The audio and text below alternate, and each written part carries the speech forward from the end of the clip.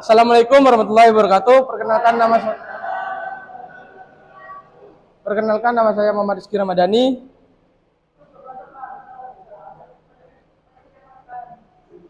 Di sini saya akan mempresentasikan tentang siapakah Palestina. Iya, tineneneng lah.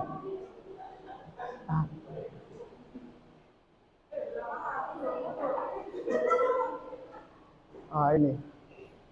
Siapakah Palestina? Palestina adalah wilayah. Siapakah Palestina? Palestina adalah wilayah di Timur Tengah yang mencakup tepi barat dan jalur Gaza dan dihuni oleh orang Palestina. Konflik dengan Israel mengenai kedaulatan dan wilayah adalah isu utama dari kawasan ini. Negara apa Palestina? Palestina termasuk negara dengan status pengakuan terbatas di komunitas internasional, terdiri dari tepi barat dan jalur Gaza yang mengklaim kemerdekaan tetapi belum menjadi anggota penuh PBB.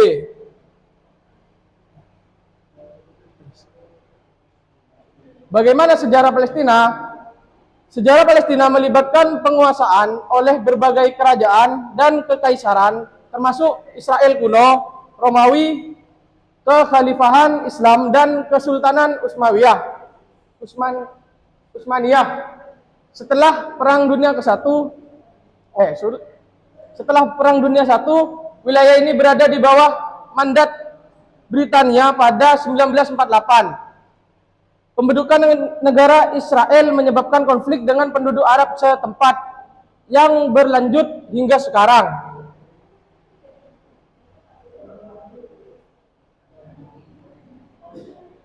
Tak pedong, gak kelihatan. Bagaimana sejarah konflik Palestina? Sejarah konflik Palestina dimulai pada awal abad ke-20 dengan meningkatnya ketegangan antara penduduk Arab dan pemukiman Yahudi di bawah mandat Britania.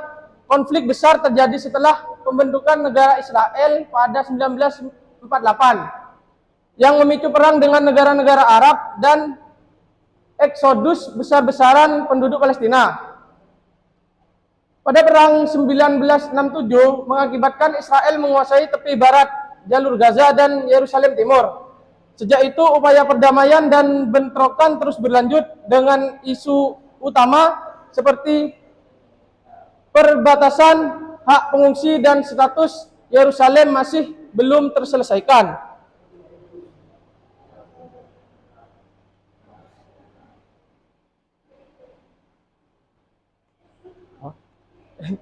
Yang terakhir, bagaimana perjuangan diplomasi untuk mengakhiri konflik di Palestina sepanjang Oktober 2023 Mei 2024.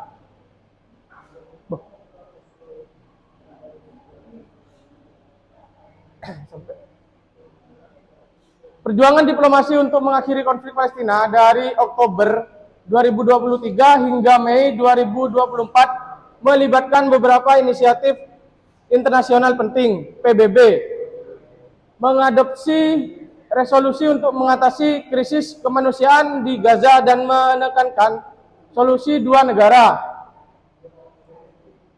Uni Eropa mengajukan rencana perdamaian 10 poin, termasuk konferensi perdamaian internasional dan pembentukan negara Palestina yang merdeka. Selain itu, banyak negara mendesak gencatan senjata segera dan dialog konstruktif untuk mencapai perdamaian yang berkelanjutan. Terima kasih. Udah, Bu. Bu.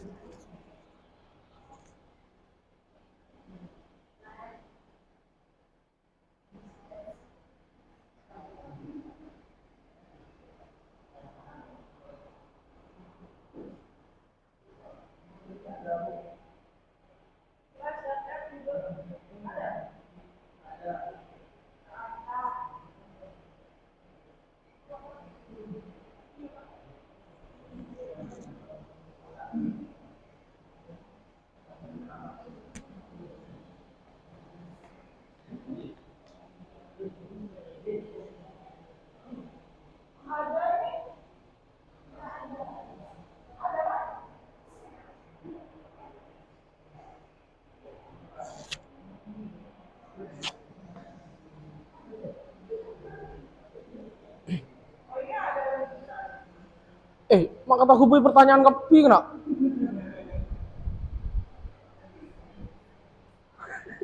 Boleh.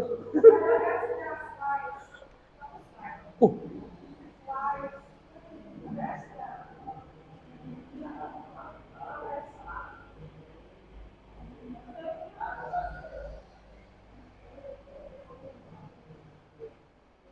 Bagaimana kontribusinya Indonesia di UNOC? Kalau terus saya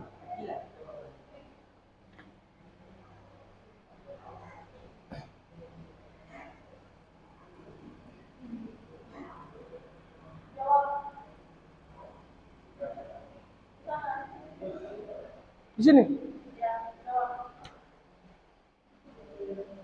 Bagaimana kontribusi Indonesia terhadap konflik yang sedang dialami oleh Palestina? Kontribusi Indonesia yakni ada 3, yaitu Indonesia diskusi dengan UN dan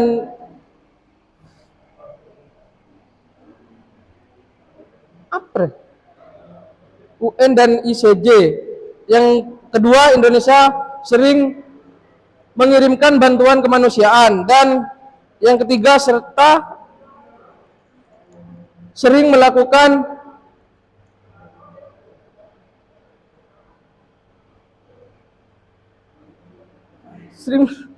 sering melakukan ke apa sih?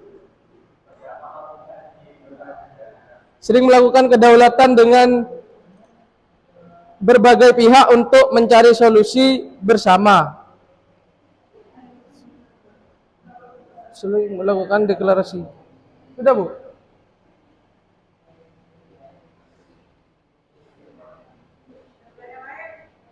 Oh, kok Ibu?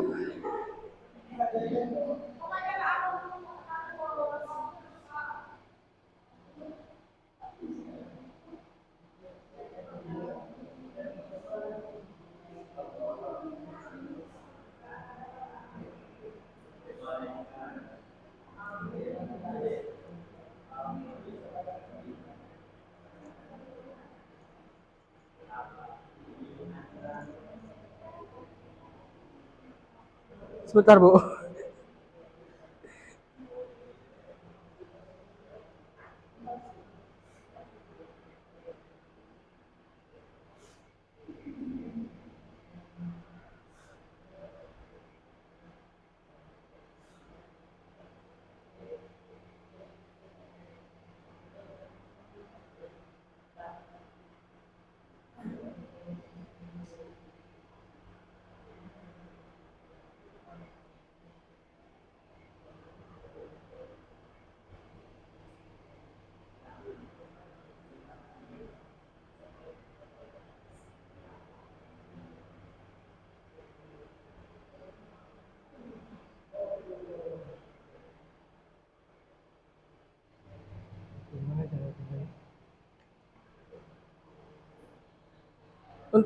Untuk masalah pengungsi Palestina dan hak mereka untuk kembali atau mendapatkan kompensasi adalah salah satu isu yang paling kompleks dan sensitif dalam konflik Israel-Palestina.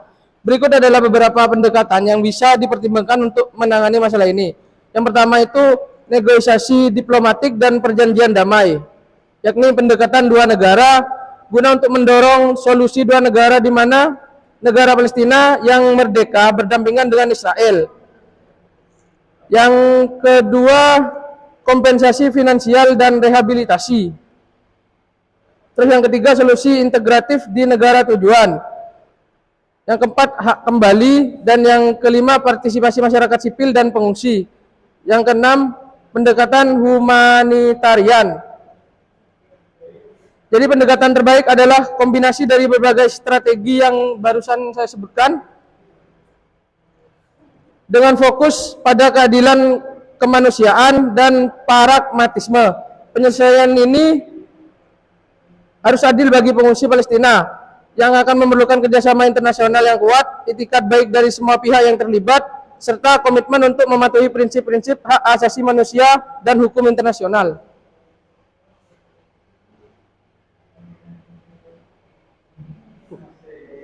Sudah 10 menit, Bu.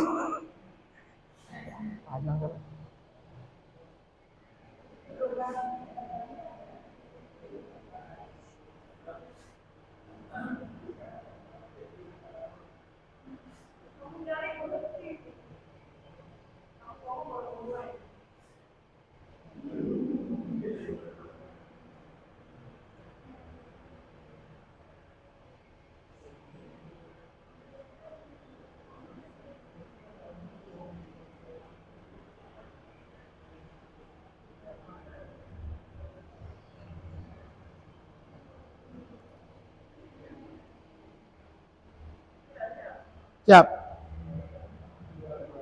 Jadi negara-negara Arab telah memainkan peran penting dalam konflik Israel-Palestina sejak awal.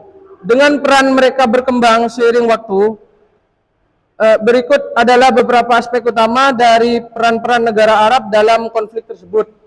Yang pertama, perang dan konflik militer. Yang kedua, diplomasi dan mediasi, yakni perjanjian Camp David pada tahun 1978 di Mesir di bawah kepemimpinan Anwar Sadat menjadi negara Arab pertama yang menandatangani perjanjian damai dengan Israel yang dimediasi oleh Amerika Serikat.